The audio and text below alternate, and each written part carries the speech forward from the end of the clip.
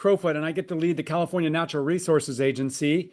And you may have joined for one of these speaker series before, and this might be your first time. And if you've been with us before, welcome back. And if this is your first public dialogue that you've been involved with, welcome. We're excited to have you.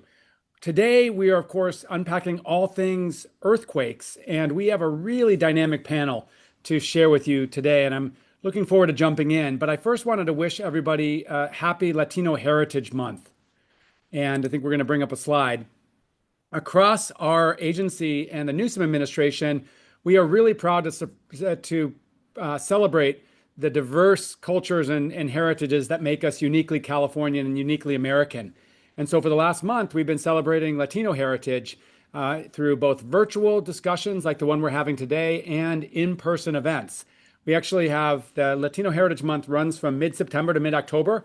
We have one more in-person event. If you happen to be in Sacramento, join us tomorrow for a culinary cook-off here at the Natural Resources Agency. Just one of the many ways that we celebrate, again, all that make us Californian. After this month, we'll be next up celebrating California Native American Heritage Month come November. So on all things earthquakes, really excited to jump in, but I want to share with you, first of all, if this is your first time, we try to make the conversation dynamic in a few ways. We use the chat function. So if you open up the chat on your screen, it's quite helpful. My colleague Geeta Chandra, who organizes these discussions for our team, is staffing the chat function. So as I introduce our speakers, you'll learn more about them and their organizations. And then as they bring up different topics, she'll have some great web links. We also use the Q&A button. So on the bottom of your screen, you have a Q&A button. At any point during our discussion, you can type a question or an observation. That'll come to us as panelists. Some of the questions we'll be able to answer on the keyboard. And when we send back the answer, everyone will be able to see both the question and answer. Some of the questions that come in, I try to bring into the group discussion at the end of our conversation. We are recording this discussion. So come the end of the day, or certainly by first thing tomorrow, there'll be a video recording of this on our website, the Natural Resources Agency website. Along with the video recording, we'll have a copy of all of the information that was provided in the chat function. So don't feel like you have to take notes if you like what you're seeing in the chat function. You can just go back to our website tomorrow and find both the recording, which you're welcome to share with others, as well as information provided in the chat. So let's get underway. One of our colleagues, my colleague Jeremy, was reminding me in preparation for this discussion that California has not experienced a major earthquake in a metropolitan area in over 3 decades. It was 31 years ago in which we had the 1994 Northridge earthquake. A lot of my time over the last 7 years has been focused on climate-driven disasters like wildfire and drought and flooding, extreme heat events. And while California is famous for its earthquakes, and we're obviously focused on protecting ourselves from these threats, it really hasn't been on the top of the fold in the newspapers or captured a lot of public attention. So we thought it was a really important time to catch up on all things seismology and earthquakes and what we're doing to prepare and protect our communities. As my colleague Jeremy Lancaster has in his background here, this Thursday is the Great Shakeout. And so we'll be talking a little bit about that and then really unpacking both the threats again and what we're doing. We've got a really great set of panelists, as I mentioned. So let's introduce our first one, who is the California State Geologist. Jeremy, we're really lucky to have you leading the California Geological Survey. What we know as CGS is one of our oldest departments in the state. Essentially, its history goes back, I think, around 175 years to the formation of state government. So Jeremy, first of all, if you could just talk a little bit about your role as state geologist and what CGS is doing, and then don't forget to put in a pitch here as in this intro question for the Great Shakeout. Absolutely. Thank you, Wade. And let me pull up my slides here, and then I'll talk really quickly about the shakeout. So the Great Shakeout is an exercise. It's an annual earthquake drill, basically, which teaches people to drop, cover, and hold on during an earthquake. And this is important because we know from past earthquakes, the 1989 Loma Prieta earthquake, the 1994 Northridge earthquake, that about 50% of the injuries or more are caused by things falling on people. The best protective action you can take during an earthquake is to drop down, get under your desk, cover your head, and hold on to something that's sturdy, like the leg of a table. All right, so let me talk about the state's earthquake hazards and earthquake risks.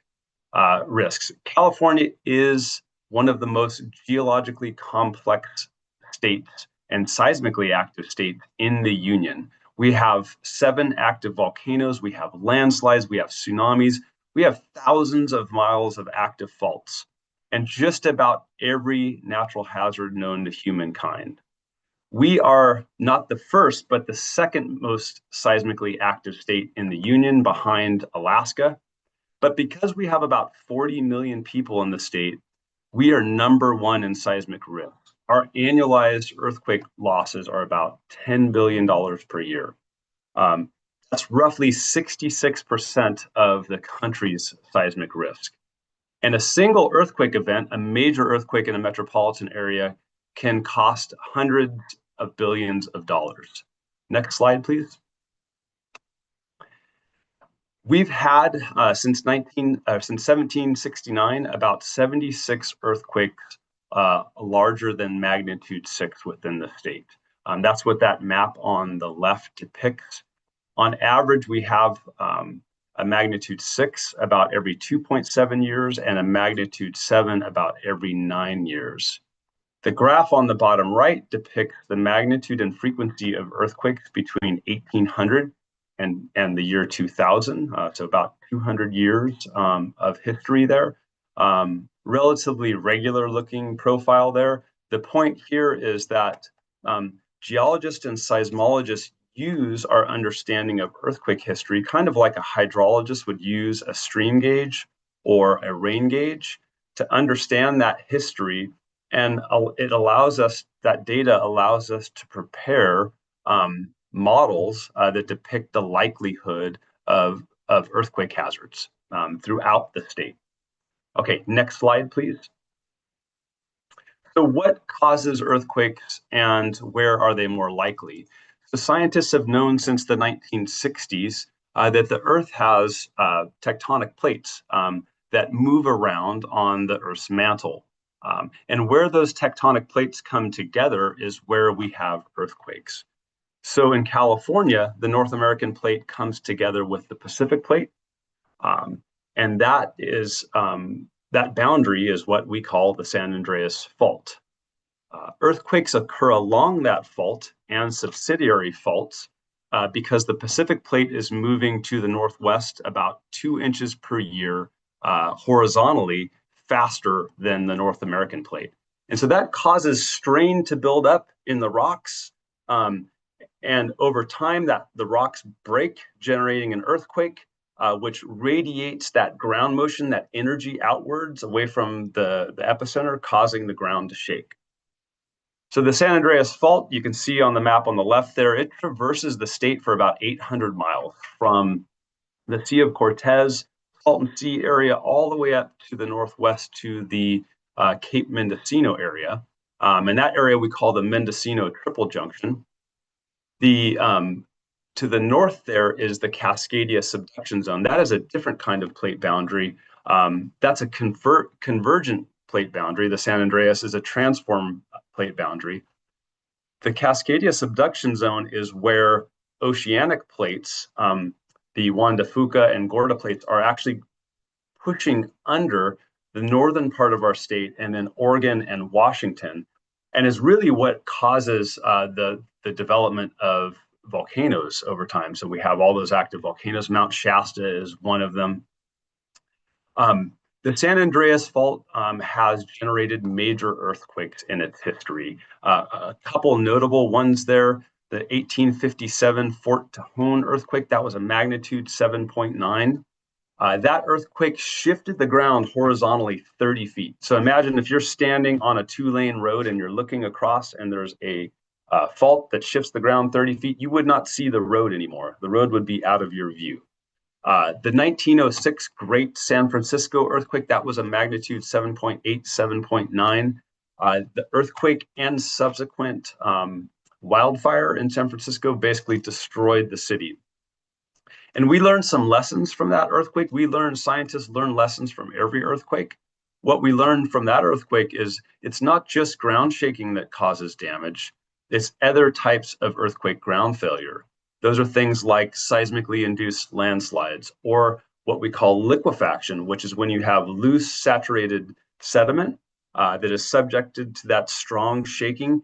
The ground settles and structures that are over that ground will fail, they'll lose bearing capacity, and that can cause major damage.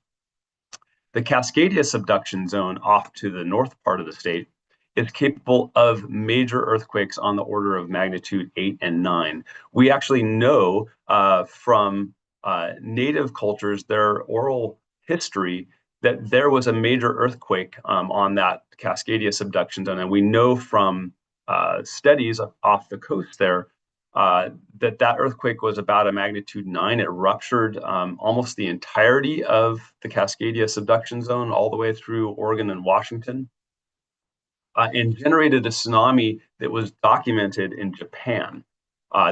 It's estimated that earthquake generated a 50-foot tsunami surge in Northern California. And that zone remains to be a major earthquake hazard and tsunami hazard for California in general. So when we look at that map on the left, you can also see I have the major faults highlighted, the San Andreas Fault, the Cascadia subduction zone.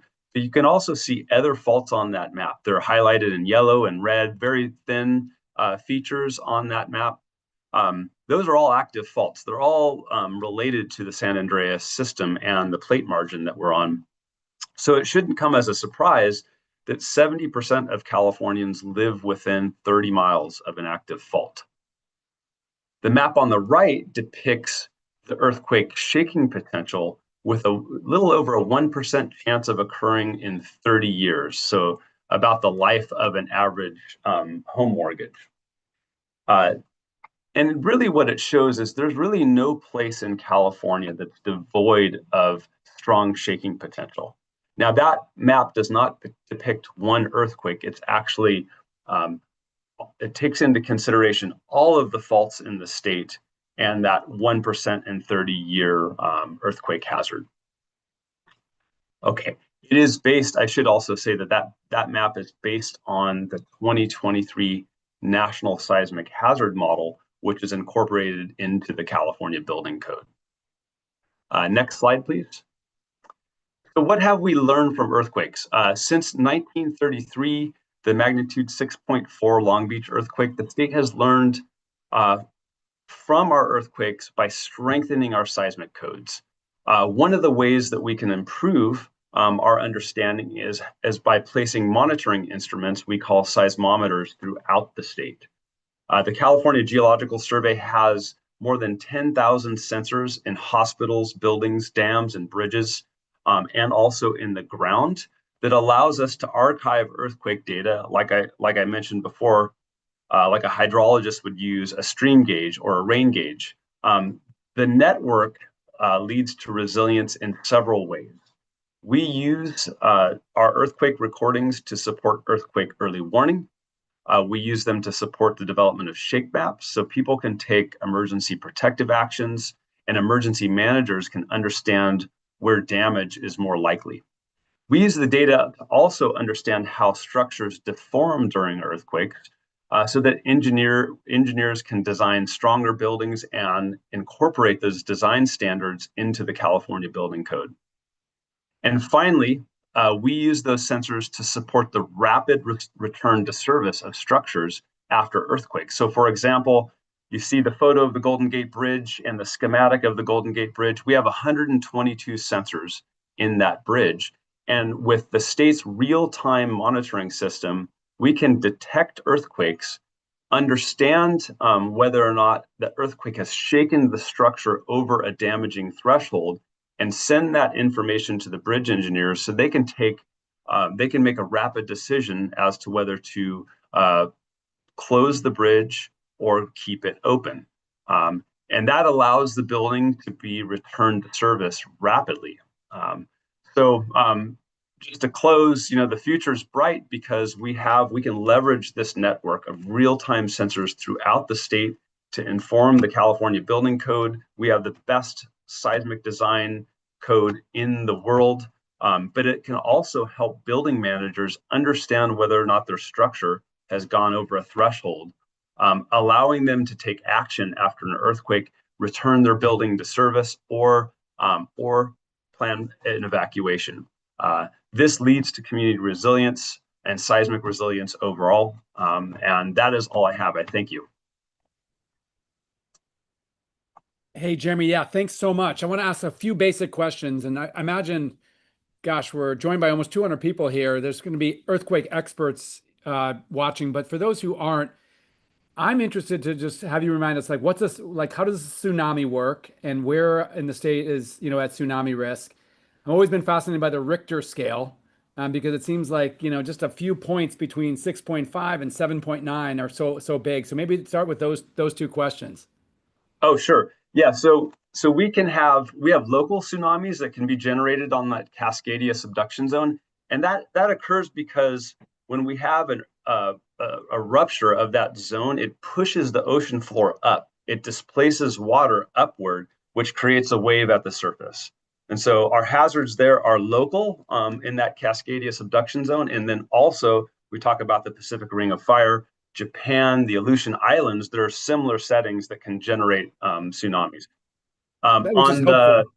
Yes. Yeah, because I know, when I've been up to Humboldt County, for example, you have tsunami evacuation maps, and that's, of course, right next to the Cascadia subduction zone. So you have the potential for local. But then even a few years ago, there was a tsunami watch or warning in Ocean Beach in San Francisco. That was as a result of earthquakes happening elsewhere in the Pacific. That's right. That's right.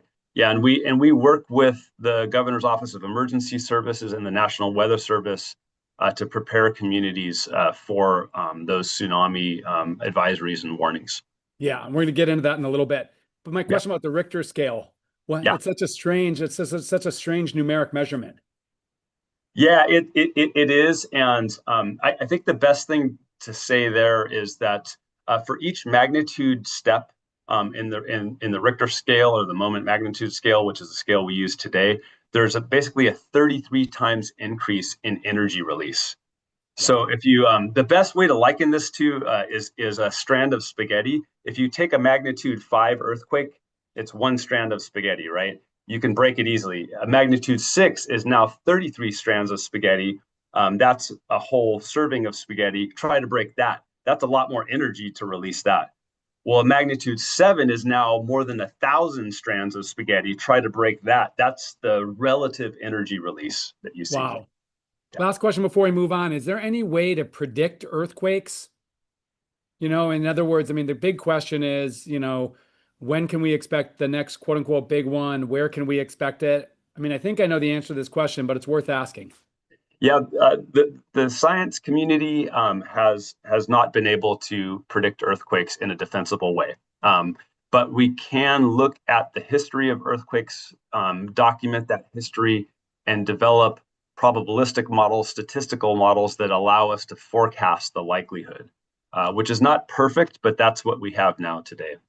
And would it be fair to say the takeaway, though, is, you said 70% of Californians live within 30 miles of an earthquake fault. So we should all, be prepared for the strong possibility that there would be a real impact and a potentially dangerous impact in our lifetimes. That's right. We should be prepared. Got it. Okay, we're going to bring you back into the group conversation. Thanks, Jeremy, for all you do as California State Geologist. Next, it's my pleasure to introduce Sarah McBride. Dr. McBride is the Executive Director of California's Seismic Safety Commission. Now, you may not know what the Seismic Safety Commission is, but we're about to find out because we have Dr. McBride here. Welcome. Thank you so much for joining us.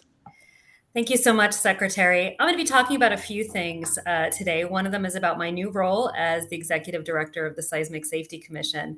The Seismic Safety Commission started in 1975, so this year is our 50th birthday, and we're very excited to celebrate 50 years of dedication towards reducing risks of earthquakes for all Californians. The job of the Seismic Safety Commission is to advise the government on policies and programs to reduce earthquake risk for Californians.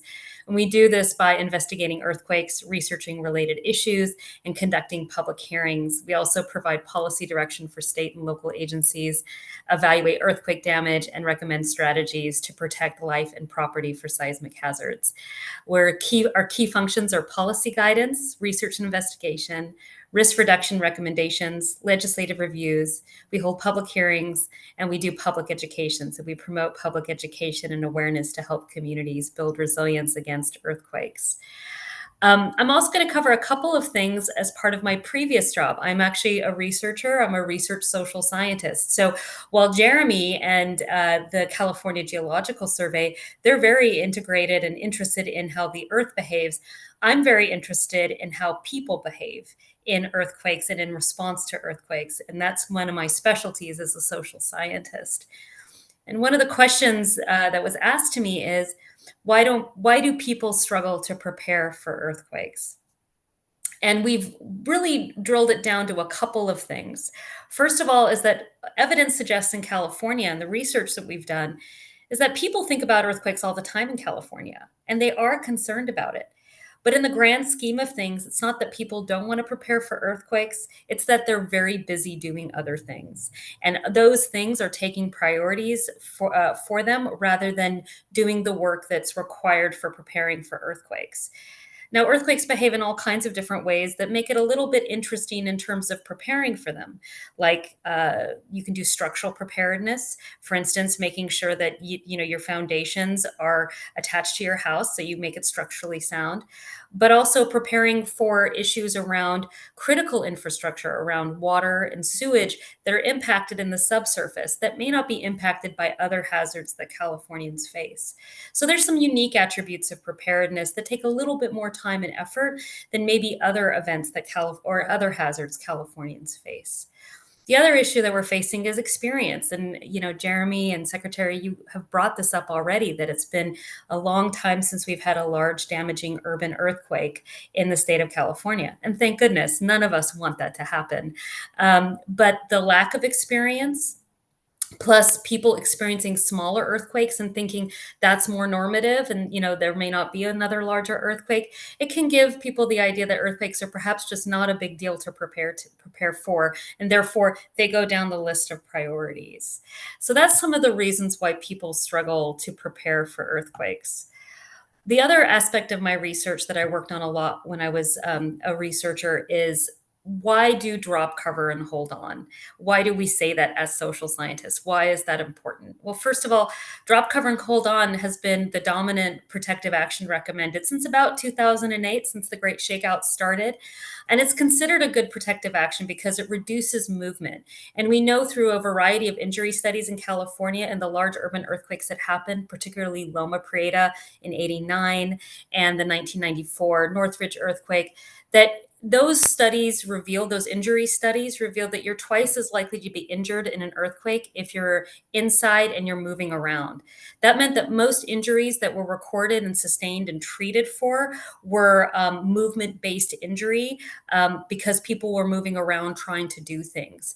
So that means that when people are moving, they're more likely to be injured. So that's why, in part, the drop is one of the most critical components of doing drop, cover, and hold on. It gets you to stop moving. Secondly, the table provides you structure. So if anything falls on top of you, you have a bit more strength. And third, if you hold on to the table legs, that just secures you just a little bit more. And it's important that we've done these studies in other nations like New Zealand that has similar age construction and type, so that we know that, yeah, this is the best protective action for most, but not all situations. And in terms of the barriers for drop, cover, and hold on, this is a really interesting study. I actually led a study in New Zealand from 2012 to 2015, where we did nationwide drills. And what we found, and that's a country pretty attuned to earthquakes like California, and we had 9,000 observers across the drills. And the reason that most people interpreted why other people didn't do the drill, the number one reason was embarrassment. We actually found that a little over 40% of people who didn't do the drill for both years of the study, it was because they were embarrassed. And we also tracked issues around fragility and age.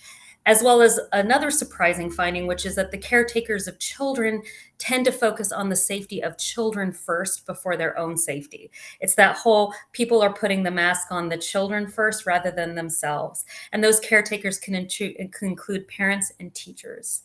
So we also note that, and this will be my final point, is that there's a generational gap in knowledge regarding drop, cover, and hold on. That means we've been teaching kids what to do in schools. And so the generation from 2008 till now, they know what to do in school settings, but they may not know what to do in other situations. And their parents, when they're at home, the parents may tell them to do something else, like get into a doorway or another protective action that may not be as successful as drop, cover, and hold on. So we have called this the generational gap of the drop, cover, and hold drill, where parents were taught a different protective action than children. And it's also situationally relevant, right? People might hear drop, cover, and hold on, but they may not know what to do if you're in your car, and they may not know what to do if you're in your bed. So we're recommending a much more broad suite of, and when I say we, I'm saying researchers, not the Seismic Safety Commission, let me just be clear, that researchers are suggesting that doing drills in other locations other than schools or maybe even workplaces, so that people build a situational awareness or a situational knowledge of what to do when they feel shaking in different locations, that they drill in different locations consistently. So they build what we call, it was referred as muscle memory, where people do an action and they keep doing it, and it just becomes just something they automatically do when they feel shaking. So with that, I hope my comments Yeah. were helpful and engaging to help advance the conversation. Thank you so much for inviting me, Secretary. Well, thank you, Dr. McBride. I would say we're really lucky to have you in this leadership role at the Seismic Safety Commission. Gita put in the chat many of your research articles, and I actually clicked on the link to the Seismic Safety Commission as we were talking just now, and you've got really good informational resources for homeowners, for residents. It seems like it's a great one-stop shop for folks that actually want to figure out how they can work proactively to reduce risk. Is that fair? Absolutely. We have those guides available, and those guides are always available online. And we have printed guides and resources as well that people can order from us and we can send to you. That's great. I wanted to bring up another informational resource, and that is, of course, the smartphone. And I know OES, our Governor's Office of Emergency Services, has done a lot of work on the MyShake app. What would you say to people about, like, are there apps to download on your phone that are helpful? Absolutely. MyShake is one of the apps that is very helpful in terms of earthquake early warning. It can give you information that's robust and informative based on your location, and it is just one of the really great apps. But people can get alerts from different platforms as well. But MyShake is the major one we would recommend for people to download onto their phone to receive California earthquake early warnings. Oh, excellent. And Gita just put in the chat a link to the OES website with information on all those different apps. So huge thanks. Looking forward to bringing you back into the group conversation. Thank you, Secretary. Our next guest literally wrote the book on California catastrophes, and he is Gary Griggs. Gary serves as a professor of Earth and Planetary Sciences at UC Santa Cruz, and he is the author of this book, California Catastrophes, the Natural Disaster History of the Golden State. An intense topic, Dr. Griggs, but really appreciate your focus on this topic, but then also being here today. And maybe just wanted to ask a broad question about, how do you feel like earthquake fits in, all of these natural disasters we face, and just want to ask you too, your outlook on California, given, all of our natural challenges and potential disasters. Thanks, Wade, and it's a pleasure to be here. One of the things I try to keep in mind is something I call sober optimism and also aggressive incrementalism. So optimistic, in a way, balancing out, we probably, I'm gonna say arguably, have more natural hazards per square mile than any other state, and more people. So we've got things that Jeremy mentioned, earthquakes, tsunamis, volcanoes, landslides, coastal erosion, so forth. But we also have, I think, a well-informed and progressive population and state government, which conducts and supports science. We accept climate change and sea level rise, for example, and regularly update our information, looking to the future. And quite honestly, the odds of dying in an earthquake in California are very, very low. I think on average, we kind of divide up the San Francisco earthquake and fire by a century or so, and it's maybe on the order of 20 or 30 people. Almost anything else you do in California, riding your bicycle or driving your car is far more dangerous. Or now, you know, on your cell phone while you're on your bicycle or something. But a couple things we know for certain. One is that we cannot change our geologic setting. We live, as Jeremy explained, on a boundary between two massive tectonic plates.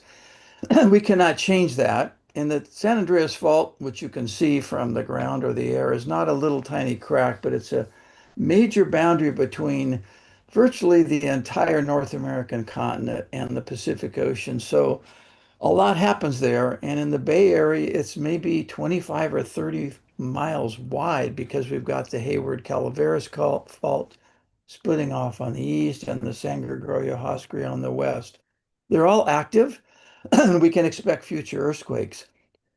And you asked a question, Wade, about predicting earthquakes. Despite the considerable research that we've done, we just cannot predict earthquakes. A lot of work's been done. There's things that happen, but we haven't figured that out yet, either when they're going to occur or where they're going to occur. What we do know, we know where the faults are, we know they're active, and we're going to get not just the big one, which we think about, we're going to get a lot of big ones. They're going to occur forever, small, medium, and large. So we need to keep thinking about that. It's one of the challenges is, and I think probably fits in your job description, Wade, how do we deal with earthquakes, for example, or tsunamis, really big events that may only occur every 50 or 100 years when we've got so many other things to worry about? So that's one of the challenge. Um, I think many people in California have what I call disaster amnesia or a short disaster memory. It happens, the earthquake, the flood, and we go back to our lives very quickly. But we have been learning and responding to the events we've seen. We cannot change our geologic setting, but we can learn and improve our preparation responses, as both Sarah and Jeremy mentioned. We also have a fairly narrow window after each disaster when the legislate our legislative body will pass legislation to improve how we deal with it. And then the window's closed and we're on to another issue. Um, and a couple of events as examples, 1933, Jeremy mentioned we had the Long Beach earthquake, 6.4 magnitude. About 120 people died, but schools suffered. Fortunately, the quake occurred early in the morning when students weren't in session, but that led to the passage of what's known as the Field Act, which sets standards for public schools. So that was a big step forward. 1971, San Fernando Sylmar earthquake, 6.6 magnitude, 65 people died, and a pretty new Olive View hospital partially collapsed. So that earthquake led us to improve our building codes for hospitals. Also important in that earthquake, engineers use acceleration as one of the parameters they must design for. So when waves are passing through the surface, the ground is actually accelerating, like we drop something 32 feet per second. Um, Most geologists, engineers did not think we would ever exceed 1G. In other words, things would not leave the ground. And in fact, that happened. And some of the freeway overpasses went up. One came down on a truck with some workers in it. Um, all of our freeway overpasses have now been seismically retrofitted. You see these little signs with these earthquake squiggles. One of the most interesting examples was in the Sylmar fire station. Firefighters were standing there, and there was a 8 to 10 ton fire truck parked partway in and partway out of the driveway or the garage, and they saw it come off the ground and leave a skid mark 3 feet up on the wall. So that told us we need to do a better job of attaching things to the ground, freeways, for example. And that was reinforced in the 1989 Loma Prieta earthquake, 6.9 magnitude, 65 deaths. Most of those deaths occurred 60, 70 miles away in Oakland when a chunk of freeway, the Cypress structure, collapsed. But what's really important, the size of that earthquake and the damage area, no person died in a single family wood frame dwelling, not a single person. But something we did discover and spent a lot of time in the Santa Cruz Mountains looking at the damage. We previously, we build a house, in many cases, we build a concrete stem wall, we put foundation bolts in there, we bolt down a redwood mud sill or a pressure treated mud sill, then we just toenail 2 by 10, 2 by 12 joists onto that. And what we discovered in that earthquake come the shaking was it either just ripped the mud sill off the bolts or it pulled the joists that were just toenailed onto the mud sill. So now when you look at the way houses are built, we actually insert steel straps down into the concrete foundation that get nailed onto the side of the house, much stronger foundation bolts with brackets that bolt onto the house. So we've learned a lot. We've responded. Um, Again, we can't predict when they're occurring, when they're going to occur. We have a general idea, as Jeremy again said, as how often these earthquakes occur. When the last one was, and Cascadia is a good example. We know to the day when that last one occurred in January 1700 because a tsunami was felt in Japan without an earthquake. They call it the orphan tsunami. And again, I think most of us would probably be deathly afraid of tsunamis like sharks. But in fact, and I hate to deal with fatalities, but in our roughly 200 years of tsunami history in California, there have been 17 deaths. Yeah. Much higher probability of dying on the freeway, quite frankly. And 12 of those are in Crescent City in 1964 Alaskan earthquake. So um, need to keep that in mind. But again, how do you prepare for things that don't happen very frequently? We put up these warning signs and we just hope it's not on our watch. So Yeah. So as true. a teacher and a father and a grandfather, I remain soberly optimistic. And I feel we have to have hope. But we're moving forward, I think, aggressively on dealing with these hazards. So thank you. I love your principles, Gary, of sober optimism. I feel like I embody that, and a lot of us do, but also aggressive incrementalism.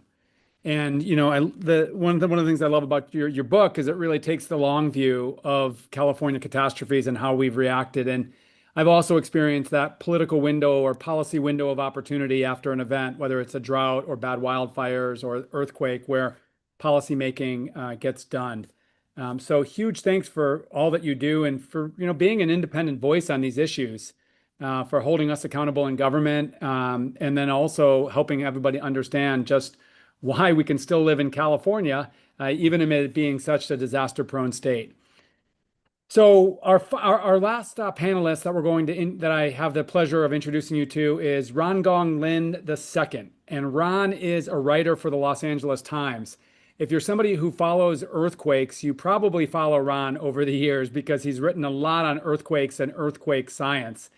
And Ron, I want to start off by asking you, how did you develop this area of expertise within journalism, and what's got you so interested in such a sustained way about earthquake and earthquake science? Yeah, thanks for having me. I mean, I'm a Bay Area born and bred person, so it was when it was the Loma Prieta earthquake in 1989 that happened exactly on my seventh birthday. And I remember being on the phone with my cousin who was wishing me a happy birthday, and my mom was screaming, earthquake in Chinese, and we dropped and covered. But and then I remember watching. I was glued to the TV watching, coverage of the freeway collapse, and I just remember it was a deep memory in me of thinking, I got to understand why, why all these things happen. And so when I became a journalist, earthquakes was not my field of expertise, in the beginning, but later on, I really wanted to kind of understand, like, what is it about these things, what is it about earthquakes that makes us at risk, and what are actual things that we know are out there that can actually help us protect against them, because I think a lot of people, for some reason, in a lot of people's minds, it's easier to prepare against a hurricane, but it might be a harder leap to prepare against an earthquake just because they don't happen as often as hurricanes do. Yeah, it's so true. Now, you probably have a lot of interaction with folks writing in or emailing you when they see an article. What kind of questions have you received from Californians over the years? Are there certain, concerns or areas of inquiry that have dominated in your interaction on writing Yeah. these articles? Yeah, so I mean, some of the questions will be, is an earthquake going to happen? And in fact, some of the questions that we're getting in right now, do small earthquakes release pressure on faults and make larger earthquakes less likely? That is a very common question, and one of the overall answers that I have is that, if earthquakes didn't happen, California would be a very boring place. It would be very flat. There would be no mountains with which we could ski off of. We wouldn't have these, gorgeous views. We wouldn't have mountains that help collect our rain and snow. So the part and parcel of living in California is to deal with earthquakes. It is, and yes, you might live in a situation where it doesn't happen in your lifetime, but it is going to happen at some point. Other types of questions are, another type of question that people ask, which are the, what are the buildings that are out there that are, at risk? And so there are a number of them. And so one of the things that I like to do, one of the missions I have is I want, all of our readers to kind of know what to expect in an earthquake. And there are some communities in California that are better prepared than other ones. But something, for example, one of the things that I'm concerned about is unretrofitted brick buildings. These are brick buildings built before the 1930s. Some communities across the state have gotten them retrofitted, but some of them don't, and some of them that haven't are in the Inland Empire. There are also brittle concrete buildings, the kind that kind of collapsed in the big earthquake in Mexico about 7 or 8 years ago. There are steel moment frame buildings, apartment buildings. And another thing that people will also ask me is like, well, what is it that I can do in my own home to prepare? And there are very simple things. I mean, the last person who died in a California earthquake, unfortunately, it was an unstrapped TV that came rushing at her face. And she was wounded in her head, and she didn't go to the hospital, and she suffered brain bleeding. So the one thing that I would encourage all of you to do when you're looking at your house is having, you can have that optimism, but also have that little bit of stress to be like, is there something that I can do? And in fact, there's a bookshelf right here. The only bookshelf that I haven't strapped in my home is the one that's right next to me, because I'm I'm more concerned about everyone else in the household except for me. So that's one thing that is something that I want to make sure to do. And even just the frames, there are ways you can put up picture frames on the wall that will resist, being shoved off the wall, and that can make a big difference with your feet not getting sliced up and having a bad trip to the emergency room on earthquake day. There are so many little things that you can do that can make the earthquake day, when it comes, a lot more manageable. Well, thank you for those. And thank you for all the work you do just breaking these questions down so that they're not complicated and they're not inaccessible, but they're questions that we can have answers to. So we're going to bring everybody back in a group and answer some of these questions together. And I'd encourage those who have joined us. There have been some good questions that have come in. And if you have any other questions or observations, just put them in the Q&A, because I'm going to get these into the discussion. So I think I would put Jeremy on the spot first on this question. You're a professional geologist. Do smaller earthquakes sort of dissipate or reduce tension on the bigger quakes? Like if we experience a lot of small earthquakes in an area, is that less likely to experience the big one in that area? Not necessarily. And I'll take you back to my spaghetti analogy, right? So if you're trying to relieve stress buildup that would generate a magnitude 6 earthquake, it would take 1,000 magnitude 4s. Mm. It would take 33 magnitude 5s to relieve that stress. So, and we don't, that we don't see those over short time periods, right? Those happen over long time periods. So the answer is generally no. All right, well, that's a disappointing answer because I get updates from you from time to time on these four, high four earthquakes and sort of unpopulated areas, but that's the reality. So, Yep. to me, it's like the takeaway on the earthquake science is that we can, we have better real-time monitoring, that My Shake app can actually let us know something's happening. In some cases, but fundamentally, it's not science is not in a place where we can predict the what, how much, and where. Is that fair? That's Gary, do correct. you want to get on this? Is this how you stuff? No. Okay. That means, Oh I'm yeah, sorry. please. Yeah. A lot of work's been done, particularly in China, where they were finding horses and birds who were doing odd things before an earthquake. And we did a lot of work down in Parkfield because it had been 20 years between earthquakes, 6.1 magnitude for 4 cycles in a row. So they went down there and they drilled holes and they did all this stuff waiting, and then it never happened. So again, we Yeah. know its faults are active. We know we're going to get earthquakes in the future, and I think another important thing is even if we could predict, say, the San Andreas in the San Francisco Bay Area is going to rupture sometime in the next 5 years. Yeah. What do we do differently? It's a Right. tough one.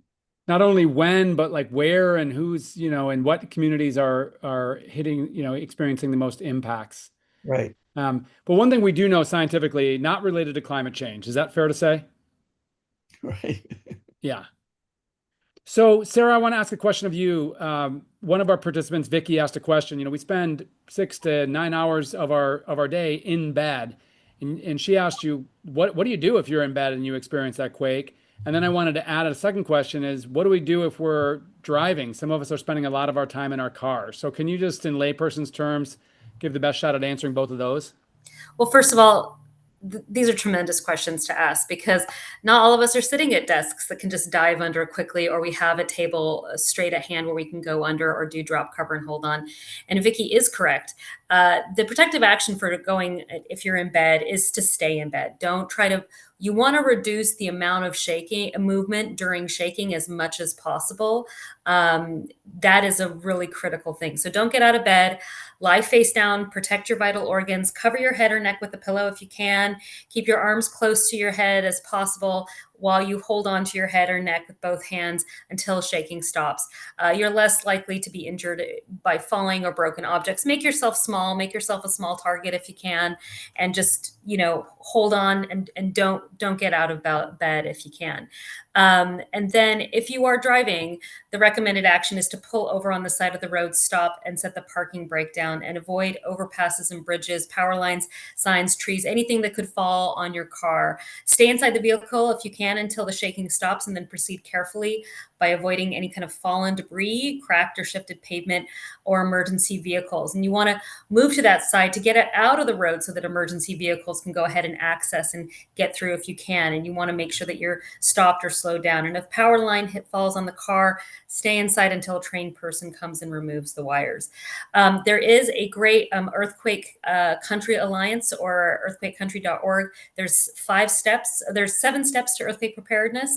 And there is a 5 steps. Step 5 is all about the protective actions in the different locations. And in my comments, I talked a little bit about this, about the fact that we want to drill in lots of different locations so people know what to do outside of the school or outside of the office, because earthquakes don't just occur at those times. So that is a really important thing to know what to do in different locations. So thanks for that question, Vicky. Yeah. And I'm just going on earthquakecountry.org. So I'm going to ask Geeta to put that on in the, oh, she's already got it up there. Great. We've heard about some really tragic and deadly earthquakes elsewhere in the world, whether it's Pakistan or Mexico or, gosh, so many places. Seems like death tolls are higher there. So what would you attribute the difference to, and what does it tell us about what we need to do more of in California? I would say it's how we build. So we have mostly timber construction and now steel with skyscrapers. But if you look through most of the Middle East and Latin America, they're dealing with unreinforced masonry, adobe. and then building these high rises that somehow or often don't have enough shear strength. So you'll see these collapsed buildings in Mexico City. You'll see 5 concrete floors lined up. So we just have the advantage of having timber resources, and we've been building with that material for a long time. But in so many places, that's just not the case. Mm. I did see And a question here, Wade, about earthquakes not impacted by oil fracking and underground water pumping. And fluid pressure is really important in earthquake. There was work done years ago in Rangeley, Colorado, where they were pumping chemical waste into the subsurface. And when the pressure got to be a certain point, they could see earthquakes starting to occur. So that led to the idea that maybe we can drill a bunch of holes along the San Andreas and start pumping fluid in. And that comes back to Jeremy's answer about because of the magnitude scale, we need 1,000 magnitude 3s to release as much as a magnitude 6. Most people said, we don't want to do that. But we also have something called reservoir-induced seismicity. So under reservoirs like Oroville and other big earthquakes, that's actually put enough pressure because the water depth into the ground that is actually initiating earthquakes. And fracking is doing the same thing. We're pumping in fluids under pressure, and we're seeing in places that were normally pretty seismically quiet, like Oklahoma, we can actually see earthquakes starting to occur of a moderate magnitude. and another thing I just add is that, California has been fortunate in that we haven't had a magnitude 7.9 earthquake since 1906, right? But it obviously has happened before and it can happen again. And for people who think Northridge or Loma Prieta were bad earthquakes, yeah, it was 10 or 15 seconds of really scary shaking. I was in one of them, but imagine an earthquake where it could be 2 minutes of shaking with much more worse intensity. I mean, it is something scary about, but when people often say things like, oh, well, an earthquake is pretty rare. Well, that magnitude 9 earthquake that happened in Japan was a rare earthquake, and scientists at the time over there did not think that that was possible. But Mm. part of, what's great about sessions like these today is we all have to think about things that are not likely to happen on any particular day, but we should be prepared, and we should have an understanding of what could happen, and how do we prepare not only for the day that it happens, but in the weeks, the months, the years leading up to it. Yeah, Ron, you bring up a really good point that as Sarah's explained, there's so many things that we should just be aware of, or to be able to respond and keep ourselves and our families safe during an earthquake. And I'm glad we're talking about that, whether you're in bed or in a car or in an office or school. But you talk about you also have to be prepared for your community because, we've drilled on very large Bay Area earthquakes that really knock out, utilities and other services for days. And when my wife and I lived in Oakland a decade ago, we were part of our neighborhood emergency response team, NERT, which we were really focused on, what does that local sustainability look like? So can one of you hit on that element and how to build your community resilience in addition to just being, aware of your personal safety? Well, I know that like in my communities, and I think across the state, there are those CERT classes. There are, talk to your city hall, talk to your fire department. It's basically a class that you can take where you learn how to do things like CPR, learn how to do things like how to turn off your gas valve, which, we may not know how to do, but it would be good to know how to do if you have a leak. I mean, those are things that are going to be, super helpful, because it doesn't just matter if your home burns down. You want to help your neighbor too, because keeping your neighbor safe is going to keep the rest of your neighborhood safe. Mm. And we also saw that in the tsunami. I mean, when that tsunami alert happened in the Bay Area just recently, it caught me off guard. And there were a lot of people like in Berkeley. Some people wanted to evacuate, but there are other people who are like, we can a tsunami hit in the inner part of the bay? So there are lots of things that we all can learn to help better prepare, so that we don't do a thing like leave. There were situations where people in San Mateo County, they were actually already on high ground. You can be in Pacifica and be on high ground and be in a safe place, but there were some people who were evacuating into lower spots.